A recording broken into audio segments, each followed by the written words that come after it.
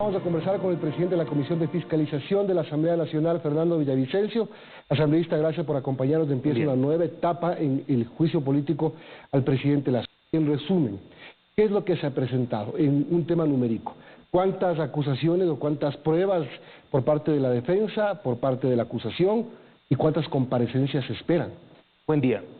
Ayer a las 23:59 se cerró esta primera fase, conocida como la presentación de las pruebas de cargo, de descargo y también algunas pruebas de oficio.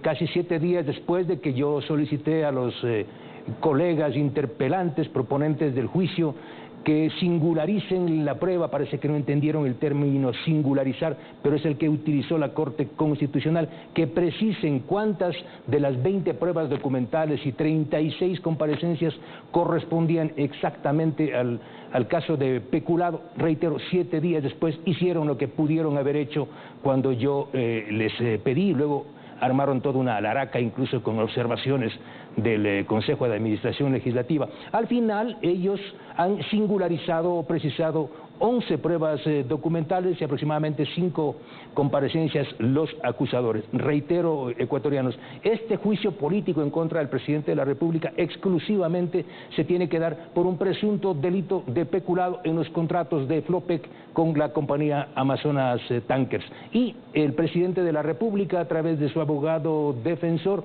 ha solicitado la práctica de varias pruebas, entre ellas ha asumido aquellas que el asambleísta Roberto Cuero se negó a calificar, pruebas presentadas por mí, pruebas de oficio. Son muy importantes para identificar que, Milton y ecuatorianos, que estamos frente a una de las grandes tramas de corrupción de la historia petrolera. Yo quisiera agradecer a la Corte Constitucional por permitirle al país, y van a ver en estos próximos días, con exhibición de la prueba, cómo ante los ojos de los ecuatorianos vamos a ser testigos de una de las mayores tramas de corrupción con el manejo del petróleo. Es decir, no solo se perjudicó al Estado ecuatoriano con los precios descontados del petróleo entregado a Petrochina, que son $4 por barril, cerca de 5.000 millones de dólares a lo largo de estos 15 años, sino que también se generó una babilónica estafa y un perjuicio en los fletes, es decir, en el arriendo de los buques a las mismas compañías, Milton, esto es lo grave, a las mismas compañías intermediarias de Petrochina, que están acusadas de haber pagado 70 millones de dólares en sobornos a los funcionarios del gobierno de Correa. Son las mismas empresas, y digo nombres y apellidos, Gumbor y Corpetroleum, son estas empresas las que conformaron estas alianzas llamadas primero Andes Tankers y luego Amazonas Tankers. Estos contratos lesivos para el Estado ecuatoriano se han manejado desde el año 2013 hasta la fecha. Este es el fondo del problema. Por eso es que entre el pedido que hace el secretario jurídico de la presidencia está llamar a comparecer a Jaime de Jesús Condoy Lacio. Él fue gerente de Flopec en el año 2018. Efectivamente. Por eso es que, digamos, de entre los pedidos que hace el presidente de la República están, si no me equivoco, 40 comparecencias. El presunto delito de peculado se basa en un informe de la Contraloría General del Estado, que es este. En ninguna parte el informe de la Contraloría General del Estado plantea la suspensión unilateral del contrato y establece 6.1 millones de dólares, es muy importante, porque el otro día aquí un abogado importante dijo cualquier cosa. Aquí está el perjuicio del año 2020, 6.1 millones de dólares. ¿Durante qué administración? De Lenín Moreno. ¿Quién era el gerente de Flopec que firmó estos contratos? El señor Jaime Condoy, que tiene una glosa de 6.1 millones de dólares. ¿Qué tan importante es la presencia de Condoy en la Comisión de Fiscalización para el gobierno? Es clave porque él va a decir que fue firmado el contrato en 2018, ¿verdad? Claro, y que los perjuicios corresponden a esa fecha y no a otra. Y cuando la acusación recibe toda esta información, dice, es que no le estamos juzgando al presidente por eso, le estamos juzgando porque el señor Estupiñán en el 2021 le dijo al presidente, aquí están pasando cosas, y el presidente no hizo nada. Le dijo a la Contraloría en general, y lo dije yo desde el 2018, pero ¿cuándo aparece el informe de la Contraloría General del Estado? en noviembre del 2021. Y esto es muy importante porque hay que hablar con documentos y son las pruebas que tenemos nosotros. Aquí está el contrato. Y debo decir a los ecuatorianos que los interpelantes, los acusadores, se olvidaron de presentar como la prueba matriz, que son los contratos firmados con Amazonas Tankers. No existen como prueba. ¿Y por qué lo presentaron? Se olvidaron, yo no sé. Pero aquí está el contrato en inglés, si me permite la cláusula 15, está hablando de que estos contratos están sometidos a arbitraje internacional y en este caso ante las leyes de Nueva York. Hubo. Por supuesto, es decir, el señor Condoy firmó estos contratos con una cláusula aprobada por la Contraloría, por la Procuraduría General del Estado, de que se vaya a arbitraje internacional en caso de existir problemas. Y aquí está el informe de la Procuraduría General del Estado, yo no miento, yo hablo con documentos, donde señalan que efectivamente ellos emitieron un informe favorable para incluir la cláusula de arbitraje. Y algo muy importante, la Contraloría nunca se pronunció, nunca emitió un informe para suspender el contrato. Por esa razón es que el almirante Estupiñán, entiendo yo, de buena fe, al conocer un informe de la Contraloría y al saber que hay perjuicios, suspende el contrato de forma unilateral, pero luego consulta a la Procuraduría y le dice, no, usted no puede suspender ese contrato porque el Estado va a ser arrastrado a un arbitraje internacional. Y aquí aparece la propia asambleísta Mireya Pazmiño. Es ella la que remite un oficio a Flopec y al presidente de la República, Guillermo Lasso, diciéndole que el almirante Estupiñán ha actuado contra derecho. Es decir, ella estaba en contra de la suspensión del contrato con Amazonas Tankers. Y ahora cuando le preguntan a ella, ¿qué dice? Ella no explica nada. Ella tiene que explicar por qué actuó para defender los intereses de Amazonas Tankers. Ahora, esto se transforma en la fuerza de los votos. Y la fuerza de los votos ya empieza a manifestarse incluso dentro de la Comisión de Fiscalización. La semana pasada usted y la asambleísta Cordero, vicepresidenta de la comisión, quisieron ingresar unas pruebas, pero como usted dijo, el asambleísta Cuero se opuso. El asambleísta Cuero y 4 votos más. Entonces, están en desventaja numérica en la comisión. Sí, este no es un problema de ventajas o de ventajas, no es un problema de votos, es un problema de razón, es un problema de derecho. No se puede destituir a un presidente porque está lloviendo en el Ecuador, por el problema de las cárceles, por el gravísimo problema hospitalario, por los problemas de empobrecimiento y desempleo. Porque si fuese así, ecuatorianos, yo votaría por la destitución de un presidente de la República, porque me duele el momento en el que estamos viviendo. Pero este es un juicio político calificado por la Corte Constitucional sobre un tema de derecho.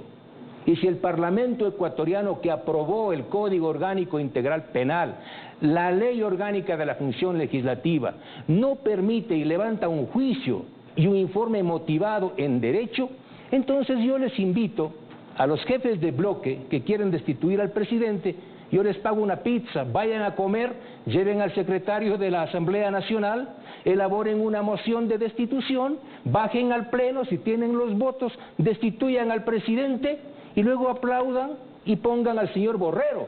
Pero aquí se trata, Milton, de ser absolutamente responsables. ¿Por qué? ¿Qué tal si mañana los que hoy están auspiciando un juicio político y una destitución llegan al poder?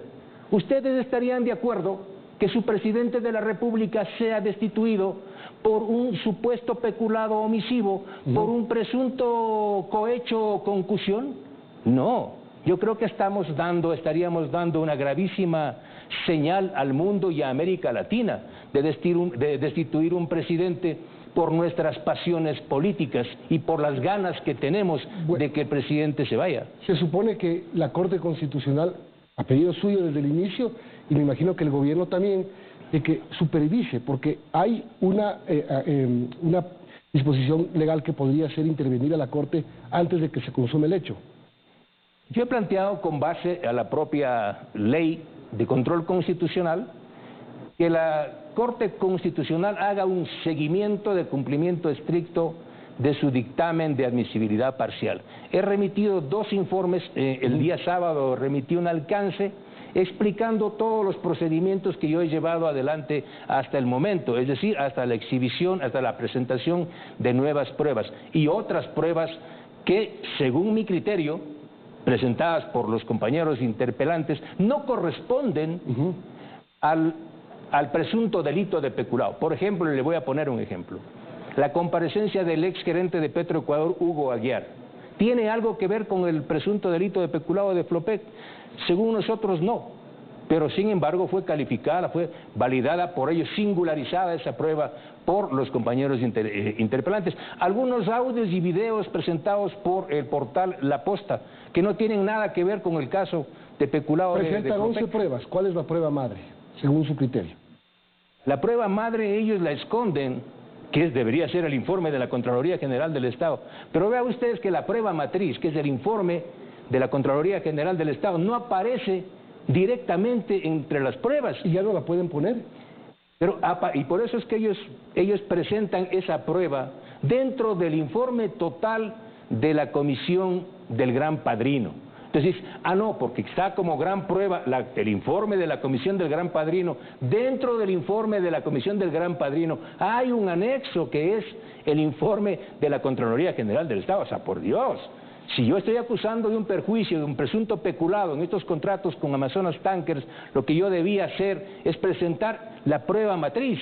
2 pruebas: los contratos con Amazonas Tankers, que no presentaron, y el informe de la Contraloría General del Estado. Y esto, porque por aquí pasan algunos abogados que dicen que efectivamente el presidente conocía de la existencia de un perjuicio y no hizo nada. O sea, la carta de Johnny Estupiñán, el momento en que se firma en presidencia, es responsabilidad del presidente. Pero hay algo más. Textualmente, una de las acusaciones dice que el gobierno del presidente Lasso, en conocimiento de un perjuicio, de un presunto peculado, firmó un nuevo contrato en julio del 2022. Aquí está la certificación de que no se firmó ese contrato. De que no existe ese contrato, que el único contrato vigente hasta la fecha es un contrato ayuda a la defensa del presidente.